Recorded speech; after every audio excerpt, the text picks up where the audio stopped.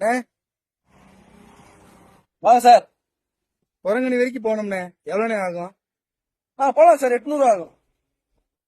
அண்ணே, என்னண்ணே 800 ரூபா கேக்குறீங்க? இதுக்கு நான் ரேபிடோ பைக் புக் பண்ணி போயிருவேண்ணே. 300 ரூபா தானே. ஏதோ லக்கேஜ் இருக்குன்னு உங்களை கூப்பிட்டேண்ணே. ஆமாண்ணே, என்ன செய்யறது?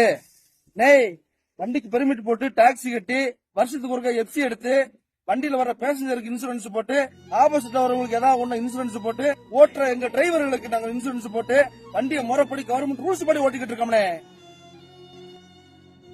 இதே கார்ல ஓன் போர்டு இருக்குனே. அந்த ஓன் போர்டுல கூட பேசஞ்சர் ஏத்துறதுக்கு ரைட்ஸ் கிடையாதுனே. டீ போர்டு ஒண்ணுக்கு தானே ரைட்ஸ் இருக்கு. அது தெரியுமா உங்களுக்கு? பைக் என்ன டீ போர்டானே? ஓன் போர்டுனே. சொந்த யூஸ் மட்டும் தானே அதை பயன்படுத்தணும். கவர்மெண்ட் எதுவும் ரூல்ஸ் கொடுத்திருக்கானே பைக்ல சவாரி ஏத்தலாம்னு. சட்டப்படி அதை குற்றம்னே. நெய் பணத்தை பாக்காதீங்கண்ணே, சேஃப்டிய பாருங்கண்ணே. ஏனே ஒரு எமர்ஜென்சி, இப்போ உங்க ஒய்ஃபே மாசமா இருக்காங்க, அவங்கள பைக்ல கூட்டு போவீங்களானே? அப்ப கார் தானே வேணும். அண்ணே, நீங்க சொன்னது உண்மைதானே. இனிமேல் ரேபிடோ பைக்ல போக மாட்டேண்ணே. வாங்கண்ணே, கால் டாக்ஸில போலாம். அண்ணே ரொம்ப சந்தோஷம்ண்ணே.